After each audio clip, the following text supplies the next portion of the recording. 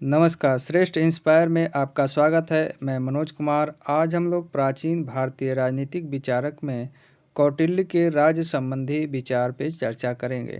जानेंगे कि किस तरह के विचार जो है कौटिल्य के हैं राज्य से संबंधित। तो आइए समझते हैं इसके बारे में। कौटिल्य ने माना है कि प्राचीन भारत में या प्राचीन जो समाज था वह समाज मत्स्य न्याय की अवस्था में था, अर्थात उस समय राज्य नहीं था, राज्य का अस्तित्व नहीं था, जिसके कारण से कोई भी कानून नहीं था।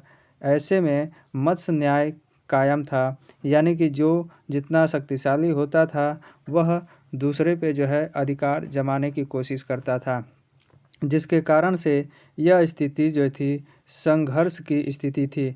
ऐसे में लोगों ने तंग आकर या परेशान होकर मनु को जो है अपना राजा बनाया। मनु को जो है राजा बनाया समझौते के द्वारा, जो विश्ववान के पुत्र थे।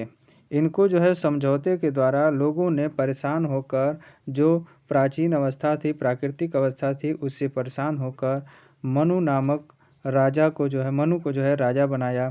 और इस तरीके से राज्य की उत्पत्ति और राजा की उत्पत्ति हुई। राज्य और राजा की उत्पत्ति हुई। और राज्य का कॉन्सेप्ट और राजा का कॉन्सेप्ट एक ही साथ जो है यहाँ पे दिखाई देता है। इन्होंने इनको राजा तो बना दिया, लेकिन साथ में राजा जो है कुछ इनसे टैक्स लेता है, ताकि वह जो है उसके बदले इनकी सहायता कर सकेगा, इनकी रक्षा कर सकेगा। क्योंकि राज्य के संचालन के लिए टैक्स या आय ज़रूरी है, और यह आय जो है टैक्स के माध्यम से ही लिया जा सकता है।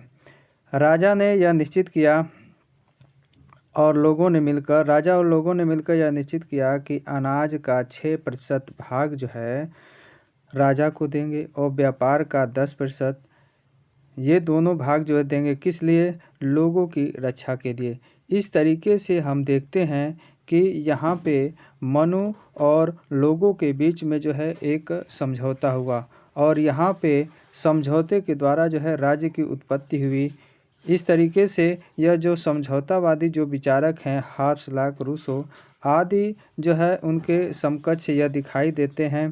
कौटिल्य इसमें जो है समझौतावादी हाब्स के विचार जो है इसमें स्पष्ट रूप से दिखाई देते हैं, जबकि कौटिल्य जो है बहुत पहले के हैं और हाब्स जो है बहुत बाद में हुए।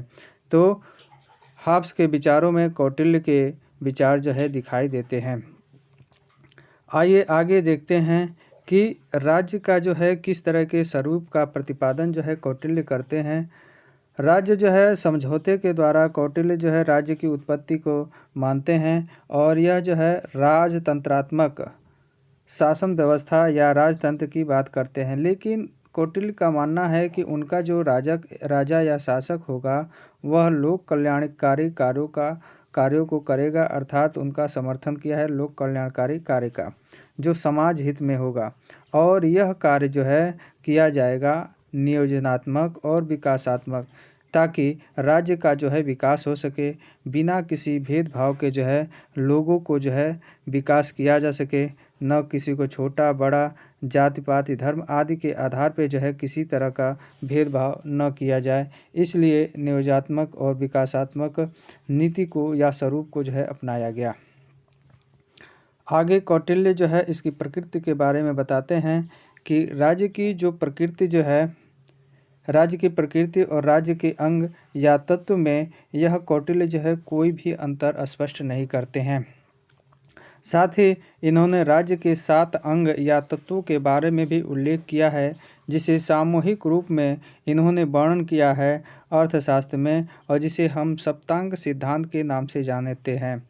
यह अर्थशास्त्र के 6ठे अधिकरण में जो है इसका उल्लेख किया गया है, विस्तृत वर्णन किया गया है। इस सप्तांग सिद्धांत में 7 तत्व जो है माने हैं कौटिल्य ने, जिसमें राजा जो है सर्वश्रेष्ठ है, उसके बाद से अमात्य, जनपद, दुर्ग, कोष, दंड या सेना और मित्र, ये 7 तत्व मिलकर जो है राज्य का निर्माण करते हैं। इनमें से एक तत्व के अभाव में राज्य का जो है संचालन पूर्ण रूप से या अच्छे तरीके से नहीं किया जा सकेगा।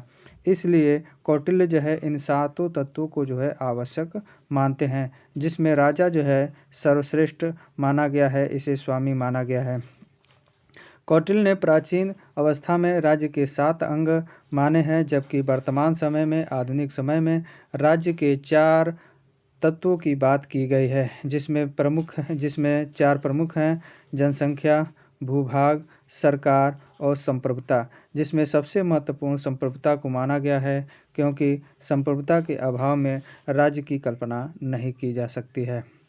इस तरीके से हम देखते हैं कि कौटिल्य का जो राज्य संबंधी विचार है वह एक समझौते द्वारा उत्पन्न हुआ सिद्धांत है या विचार है, और इन्होंने वर्तमान परिस्थितियों को ध्यान में रखकर इस तरह का जो है सिद्धांत दिया, और इन्होंने राजतंत्रात्मक सिद्धांत का प्रतिपादन किया, राजतंत्रात्मक शासन व्यवस्था का जो समर्थन किया। लेकिन वह निरंकुश नहीं होगा, बल्कि शासक कैसा होगा?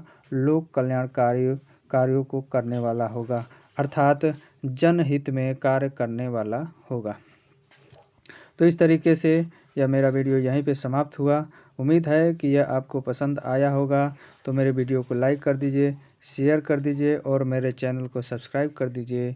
नमस्कार।